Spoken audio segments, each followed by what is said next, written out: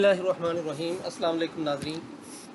Respected teachers, rationalisation का अमल शुरू होने जा रहा है और वज़ीर तालीम राना सिकंदर हयात साहब के मुताबिक रेशनलाइजेशन छुट्टियों के अंदर मुकम्मल कर ली जाएगी।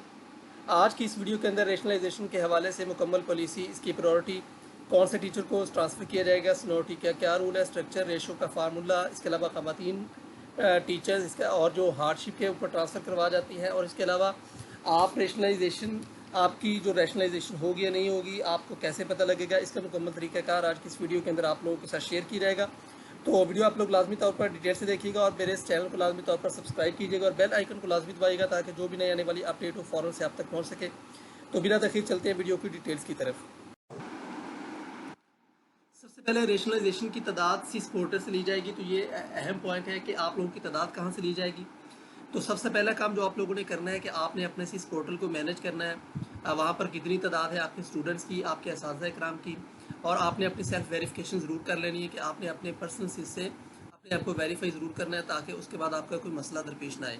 तो आपकी तादाद स्टूडेंट्स की भी और टीचर्स की भी सिस पोर्टल से ली जाएगी। लेटेस्ट ली जाएगी, वैसे 31 अक्टूबर 2024 से है, लेकिन आप लोगों की लेटेस्ट तादाद से भी आपकी रेशनलाइजेशन हो सकती है। इसके बाद सीनियोरिटी। अब सीनियोरिटी क्या चीज़ है कि स्कूल में जिस टीचर का वर्किंग दौरानिया यानी काम करने का दौरानिया ज़्यादा होगा उसका रेशनलाइजेशन होगा। अच्छा, इसके अंदर दो तीन चीज़ें आ जाती हैं। एक वो साज़ा सीनियर साज़ा होते हैं जो जिनकी जो सर्विस है वो तकरीबन 50 साल 55 साल जितनी भी हो चुकी है। अब वो वाले सीनियर है या वो वाला, लेकिन उसकी इस स्कूल के अंदर जो मतलब जगह है या उसका दौरानिया काम करने की वो तकरीबन समझ लें 2 साल है या 3 साल है। और एक वो टीचर है जिसका अभी जो मतलब सर्विस उसकी 30 साल 35 मतलब उसकी जो सर्विस है वो 10 से 12 साल हुई, लेकिन उसका इस स्कूल के अंदर करंट स्कूल के अंदर वर्किंग का जो दौरानिया है वो तकरीबन उससे 2 साल, उसका मतलब 4 साल 5 साल 6 साल 7 साल हो गया। तो जिसका वर्किंग दौरानिया ज़्यादा होगा वो सीनियर कहलाएगा और उसको ट्रांसफ़र किया जाएगा। तो ये आप लोग इस बात को अच्छी तरह से ज़हन नशीन कर लें। सबसे पहले अगर आप लोगों का इसको देखा कैसे जाएगा कि आपको रेशनलाइज किस जगह पर किया जाएगा, सबसे पहले आपका क्लस्टर देखा जाएगा और फिर तहसील को देखा जाएगा, लेकिन बाद में इसको ये भी कहा गया कि ज़िला और ज़िले को भी देखा जाएगा। लेकिन जो आपकी रेशनलाइजेशन का अमल किया जाएगा, क्योंकि उसका जो रेडियस है वो रेडियस जो मेल्स के लिए है वो 40 किलोमीटर रखा गया, फीमेल के लिए 15 किलोमीटर रखा गया है। तो आप लोगों की तहसील के अंदर अंदर ही आप लोगों को एडजस्ट किया जाएगा। क्लस्टर के अंदर पहले तो कोशिश की जाएगी, अगर क्लस्टर में कोई जगह खाली नहीं होगी तो फिर तहसील के अंदर रखा जाएगा। अच्छा, अब फ़र्ज़ किया कि कोई भी सीट खाली नहीं होती तो फिर क्या किया जाएगा, तो फिर आपको उसी स्कूल के अंदर ही रखा जाएगा। आपने इस बात से परेशानी होना, अगर आपने रेशनलाइज होना है, यहाँ से आप सरप्लस हैं तो आपने यहाँ से किसी और स्कूल में आपको रेशनलाइज करना है, तो आपकी सीट अगर किसी जगह पर नहीं है तो फिर आपको नहीं भेजा जाएगा। तो ये आप इसके हवाले से परेशान ना हो। अब जो रेशो रखी गई है पहले 1 से 40 की थी, अब 1 और 30 की रेशो को मद्देनज़र रखा जाएगा, यानी 1 टीचर और 30 स्टूडेंट्स होने चाहिए। इसको मद्देनज़र रखकर इसकी रेशनलाइजेशन का अमल शुरू किया जाएगा और वज़ीर तालीम के मुताबिक तकरीबन 36,000 असातिज़ा इकराम की रेशनलाइजेशन की जाएगी। इसके बाद आप जो हार्डशिप करने वाले असातिज़ा इकराम हैं, अब बहुत सारे असातिज़ा इकराम ऐसे हैं जो हार्डशिप से एक जगह से दूसरी जगह ट्रांसफ़र करवा कर गए हैं हार्डशिप ग्राउंड्स के ऊपर, क्या उनको भी रेशनलाइज किया जाएगा? जी बिल्कुल नहीं। हार्डशिप करने वाले असातिज़ा इकराम को उनकी जगह से नहीं हिलाया जाएगा और वो इस रेशनलाइजेशन से इस्तिस्ना होंगे। इसी तरह जो शादीशुदा ख़वातीन हैं, जो फीमेल टीचर्स हैं, वो ट्रांसफ़र जब करवा गई हैं इस बेस के ऊपर कि वो शादीशुदा हैं, तो फिर उनको भी रेशनलाइज नहीं किया जाएगा, वो भी इस रेशनलाइजेशन से मुस्तस्ना होंगी, उनको भी इससे इस्तिस्ना हासिल होगा। तो वो वाले भी बिल्कुल सेफ़ हैं, उनके लिए भी कोई ख़तरा नहीं है।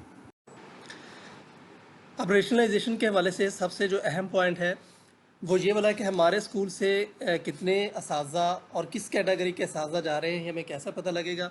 ये हर एक के जहन के अंदर ये सवाल है। तो इसके हवाले से बिल्कुल सिंपल सा जवाब इसका ये कि आप लोग सिस पोर्टल के ऊपर जाएँ, सिस स्टैट्स डॉट पंजाब पर जाएँ, या आप गूगल के ऊपर सिंपल लिख दें सिस स्टैट्स या सिस स्टैट्स पंजाब लिख दें, SIS पंजाब लिख दें, तो आपके सामने जो लिंक आएगा उसके ऊपर जाकर आपने वहाँ पर सैंक्शन पोस्ट के ऊपर जाना है। सैंक्शन पोस्ट के अंदर आप अपना जो भी आपका स्कूल है उसका जो MS कोड है वो लिखकर अप्लाई का बटन दबाएंगे तो आपके सामने पोस्ट आ जाएंगी। और पोस्ट के अंदर 3 तरह के ऑप्शन हैं, यानी उनके ऊपर 3 तरह के निशानात हैं। एक है ग्रीन, जिसका मतलब है नो रेशनलाइजेशन, यानी आपकी किसी भी ना कोई स्कूल के अंदर आएगा और ना कोई स्कूल के बाहर आपका टीचर जाएगा, तो ये होगा नो रेशनलाइजेशन। इसके बाद आ जाता है रेड। अगर आपके स्कूल के अंदर रेड कलर है, यानी आपकी कैटेगरी के ऊपर रेड है, वो EST PST है, जिसके ऊपर भी रेड का निशान है, तो उनको रेशनलाइज करके दूसरे स्कूल भेजा जा रही है। आपके स्कूल से वो दूसरे स्कूल के अंदर जाएगा।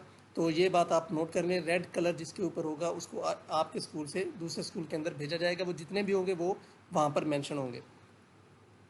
और तीसरा और इम्पॉर्टेंट है ऑरेंज या येलो, जिसके ऊपर ऑरेंज या येलो कलर होगा, उन सीट्स पर असातिज़ा किसी दूसरे स्कूल से, यानी आपके स्कूल के अंदर किसी दूसरे स्कूल से वहाँ पर रेशनलाइज होकर आएंगे। अच्छा, आप ये थोड़ा सा इसके अंदर एक पॉइंट नोट करने वाला है कि अगर रेशनलाइजेशन के दौरान कोई सीट खाली, मतलब मिसाल के तौर पर आपके स्कूल से किसी दूसरे स्कूल में रेशनलाइज होकर जाना है और कोई सीट भी अवेलेबल नहीं होती, तो फिर आपका टीचर आपके स्कूल के अंदर ही मौजूद रहेगा।